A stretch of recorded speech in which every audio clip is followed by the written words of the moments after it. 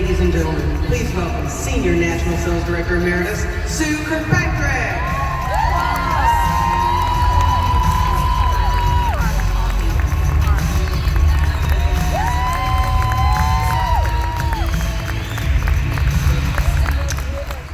Good morning. Good morning. In 1992, this cute young girl, Paula Scott, married our son Kirby.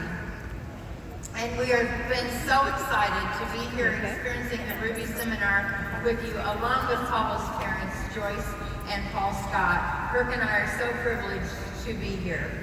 In 2008, Paula made the decision to use a Mary Kay career as a vehicle to minister to women, and she has been having a ball ever since. She is in the process of building her own legacy, and it will be a legacy of living out her faith, continuing Mary Kay's philosophies, and having a whole lot of fun in the process. Through her career, she has earned 7 career cars. 4 of those have been the prestigious pink Cadillac. She has made 7 unit circle appearances and qualified for 6 top sales director trips. 2 of those have been in the prestigious Trip Club. This is her first time to lead her unit in the $1 million circle. Her highest monthly commission check has been over $19,000 plus bonuses. And so ladies and gentlemen, from the Mary Kay National area, currently proud to welcome your number 6 sales director nationwide and the number 2 sales director at the Ruby Seminar. Would you please welcome our daughter-in-law, independent senior sales director, Paula Kirkpatrick.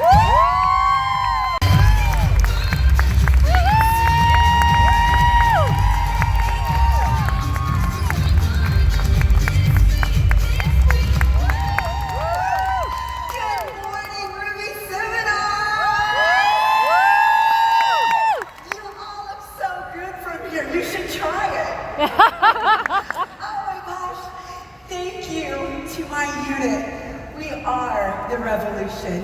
We are about making radical change in the way people think and look at life. We are missionaries fighting mediocrity and converting the complacent to live a life of excellence using Mary Kay as our vehicle. I am obsessively grateful for each and every one of you. We love you, Paula! For taking my ideas and developing strategies and systems to make them work, for keeping all of my numbers and to remind me of how far we've come, for believing in me when I don't believe in myself. When God made me, He made you to fill in the gaps. I truly don't know anyone who loves this company more than you. You deserve to be celebrated too.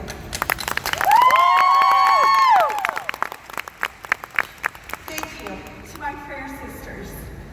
When we started to pray together 3 years ago, I had absolutely no idea what God was going to do. As a few others have joined us over the years, I had no idea what God was going to do. But when you hear my story, know that my prayer sisters are such a huge part of it. You're going to see what God has done. There are so many things that I can tell you, but I want to tell you about the 1 million dreams that were woven into this $1 million year. The dreams that my consultants wrote down in January and February. Here's what I'm going to tell you. Not a single one of those 1 million dreams happened exactly like we planned. Some 1 million dreams didn't happen at all. Some of those people are no longer working their Mary Kay business. Some 1 million dreams had to be adjusted to better align with their work, time frame, and to get a clarity on what they really wanted. Some happened, but not at all in the way we thought. I am that girl. My dream that was born many years ago was to build a national area. When I felt God lay that on my heart, I had 2 predominant thoughts. See if you can relate. The first one, I am positive I don't have what it takes, but I know how to work hard. Because see, my parents raised me with 3 foundational principles. Be kind, love Jesus, and work hard. So when my mother-in-law Sue sat down with me and shared about the business, she didn't say I had to be confident, which was awesome because I really thought you all came out of the womb this way. So I don't know about that. And she didn't say that it was a problem that my idea of fashion was Old Navy t-shirts. And it wasn't an issue that I had dropped out of college twice. She said if I was willing to do the work, I could have whatever I wanted. My second thought, you're gonna laugh at this. It can't be that hard, right? We have all heard someone say something like, it must not be God's plan. If you're coming against so many challenges, he must be shutting that door. So my version of God's plan, since I'm called and I'm willing to do the work, I'm sure it won't be easy, but I mean, really, how hard can it be? I really think that God throws his head back and laughs at me a lot because I like to imagine him having a great sense of humor. And he says, you have so many lessons to learn. You are called, but you are not ready. I don't know about you, but when I hear keep the lessons and throw away the experience, I think just give me the lesson and let's skip that experience part. Can I get an amen? Amen. Okay. No, you aren't confused. This is not our national area debut. This is a celebration of our first ever $1 million year. So, yeah. So let me paint a picture for you. Seminar 2014, we were #1 in this seminar and did $900,000. But what was most important to me was that we had 5 offspring, and we were only getting stronger. The next year, we were going to become a national area. I had so many DIQs and people wanting to be a part of the movement. Cars were being earned, we could see it, we could feel it, and we had the most important parts ready. We had been practicing our stage walk and we had our shoes picked out. On June 30th, we had 8 first-line directors and 3 second-line. Not finished, not really where I thought we would be, but still, great things were happening. 2016, this is the year the Born to Fly national area is going to be born. I worked hard, I talked about working hard. I expected everyone else to work hard with me. We will relax when we get there. You can design your life, but right now, I just need you to work. I was tired from the work, but more than that, it was just a deep bone weary from trying to do it all on my own power. God gave me this calling, and now I needed him to get out of my way and let me do it. We finished this year with 8 first line and 1 second line. If you're doing the math, that does not put you closer to being a national area. This is a stagnant year for us. Things were okay. I was not finding joy. I was quite honestly a little angry with God. I didn't choose to be a national, this was a calling. I was gonna need him to step up, which was only funny because remember I needed him to get out of my way?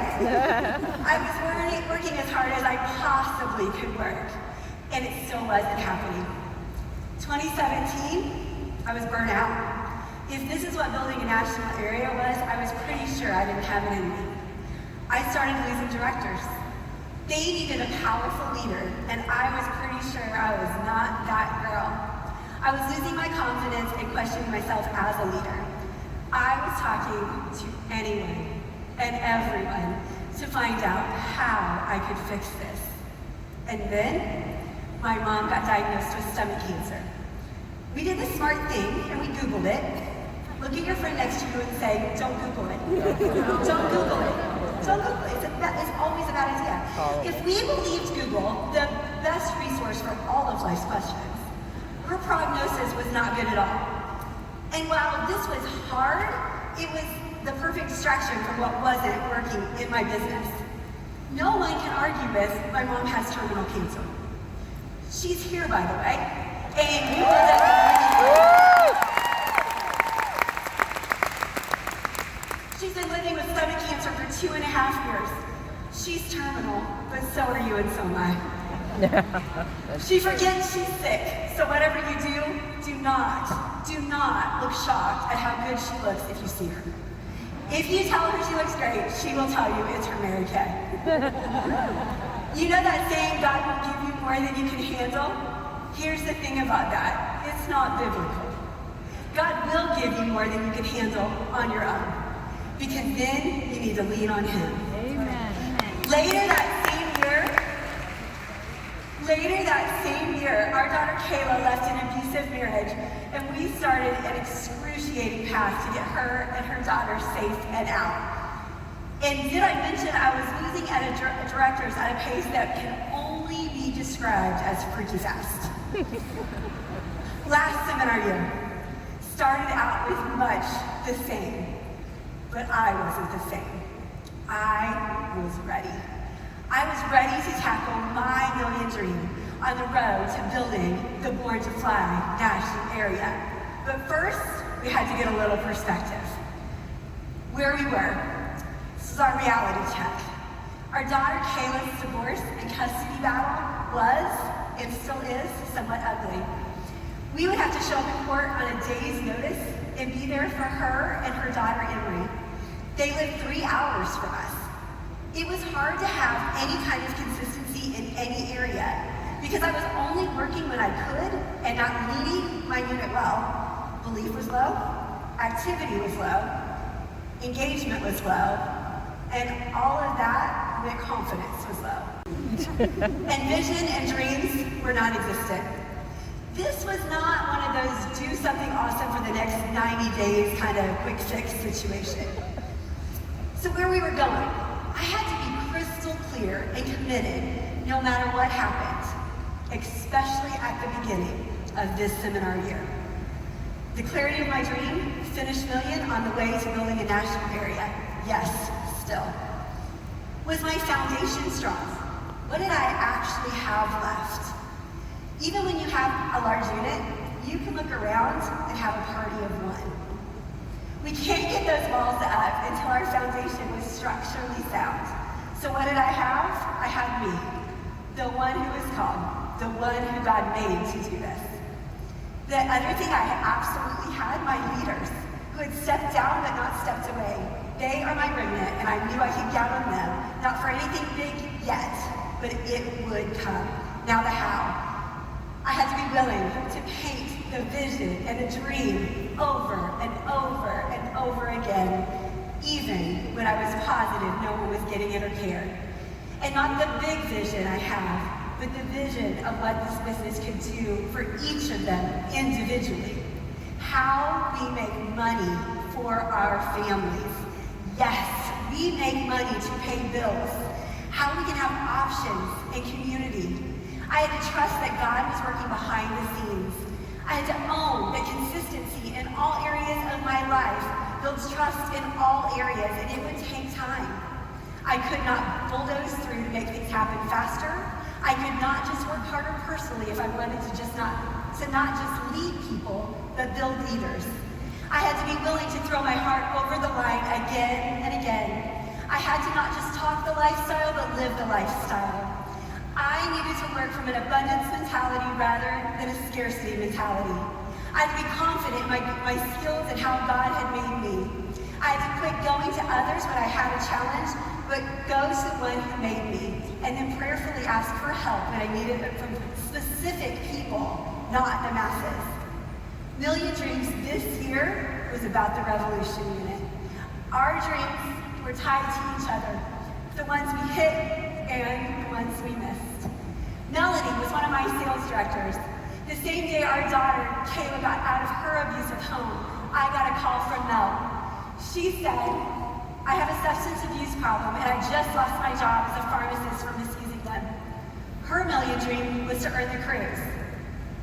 She may have missed it, but she's almost 2 years sober.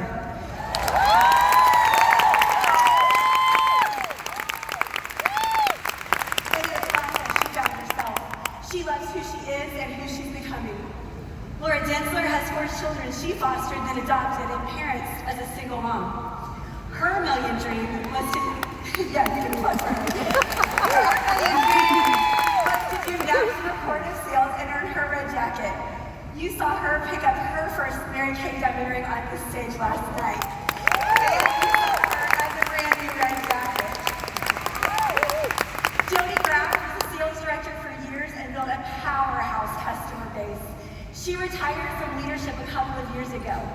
You may think that we don't have a retirement plan in Mary Kay, but Jody wouldn't believe you. Her million dream was to have a glorious retirement income, and she does. Laura Bringle and her husband Josh were struggling to get by financially, and they were emotionally drained from feeling stuck in that never-ending loop of just getting by. They made a decision to shift some things around and have Josh quit his job so he could be a stay-at-home dad and see what they could do with Mary Kay full-time. Her million dream was to earn a car and become a sales director. And that's who you saw just a little bit ago as a brand new sales director. She debuted on August 1st. And on her way to financial freedom. Our daughter Corey, the one who was never going to do Mary Kay. She started her business in February as she was finishing her master's degree. She was burned out in school and knew Mary Kay was an awesome opportunity. Her million dream was to have options. And then the best, when she called me and said, I just sold enough product to pay my rent. And the process we gained confidence and clarity on what she wants and what she wants to be. Our daughter Kayla is out of that abusive marriage. Because of her business, she drove away with a Mary Kay car in her name. She supported herself with income she created. When we met with the lawyer the first time, Kirby asked him a question. He said, what do people do in this situation if they don't have family support? He said they lose their children. Let that one sink in. And one of the most beautiful parts of this Mary Kay family, she had support from coast to coast. I had no idea the gift that this business would give her when she was 14 when I started my business. She's spent the last 2 years healing, and she's a brand new DIQ. She is happy and healthy, and our Emery girl, her daughter, is a fourth-generation, sassy, confident Mary Kay kid. Kayla's million dream was to find her passion again, and she has. Here's what I'm confident of. The path to your dream will not look like what you think it will. You will not be able to skip the experience and just learn the lesson. Most of all, I'm confident of this. God is ready to blow your mind and do exceedingly abundantly more than you can possibly ask or imagine. Revolution Unit, are you ready? Are you ready? It's time.